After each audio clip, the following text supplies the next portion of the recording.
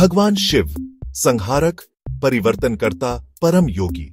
वेदों से लेकर उपनिषदों तक हिंदू धर्म के सबसे पुराने ग्रंथों में उनकी उपस्थिति गूंजती है और शिव पुराण में अपनी पूरी महिमा तक पहुंचती है। लेकिन इन पवित्र ग्रंथों में शिव का वर्णन कैसे किया गया है? आइए पूर्वजों के ज्ञान की यात्रा पर निकलें और हिंदू धर्म ग्रंथों में शिव की भूमिका का पता लगाएं। शिव का सबसे पहला जिक्र ऋग्वेद में मिलता है, जो दुनिया के सबसे पुराने ग्रंथों में से एक है। हालांकि उन्हें अभी तक शिव नहीं कहा जाता था। इसके बजाय उनकी पूजा रुद्र के रूप में की जाती थी, जो उग्र तूफान के देवता, धनुर्धर हैं, जो गरज और बिजली चलाते हैं। यजुर्वेद के श्री रुद्रम स्तुति में रुद्र से डरते भी हैं और उनका सम्मान भी किया जाता है। सुरक्षा, उपचार और दिव्य आशीर्वाद के लिए उनका आह्वान किया जाता है। उनका वर्णन इस प्रकार किया गया है: नमस्ते रुद्रमन्यव उतोत ईश्वे नमः। रुद्र को नमस्कार, जो ब्रह्मांडीय धनुष चलाते हैं। समय के साथ रुद्र दयालु और ध्यानस्थ भगवान शिव के रूप में विकसित हुए, जो विनाश और नवीनीकरण दोनों का प्रतीक है। उपनिषद, जो गहरे आध्यात्मिक सत्यों का पता लगाते हैं, शिव को एक देवता से ऊपर उठाते हैं। वह ब्रह्मांड का ही सार बन जाते हैं। श्वेताश्वतर उपनिषद में शिव को परमेश्वर के रूप में वर्णित किया गया है, जो जन्म और मृत्यु से परे हैं, पूरे अस्तित्व में व्याप्त हैं। वह जो समय, स्थान और कारण से परे हैं, वही एकमात्र सत्य है। इस अवधारणा ने अद्वैत वेदांत की नींव रखी।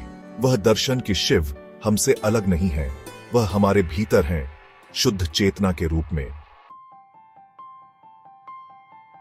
जहां वेद और उपनिषद शिव की ब्रह्मांडीय उपस्थिति के बारे में बताते हैं, वहीं शिव पुराण उन्हें भव्य कहानियों और कालातीत ज्ञान के माध्यम से जीवंत करते हैं। सबसे प्रसिद्ध कहानियों में से एक ब्रह्मा, विष्णु और अनंत शिवलिंग के बारे में बताती है।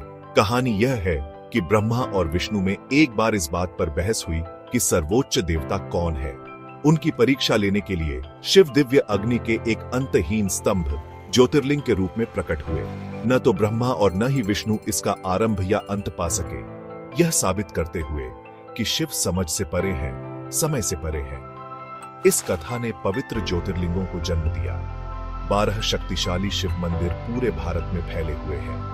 हर एक उस जगह को चिह्नित करता है जहां पृथ्वी पर दिव्यता प्रकट हुई थी। हिंदू धर्म में सबसे गहन प्रतीकों में से एक नटराज, ब्रह्मांडीय नर्तक है। शिव पुराण में वर्णन है कि कैसे शिव तांडव करते हैं। वह दिव्य नृत्य जो पुराने को नष्ट करता है और नए के लिए रास्ता बनाता है। शिव के नृत्य की प्रत्येक गति एक सार्वभौमिक शक्ति का प्रतिनिधित्व करती है।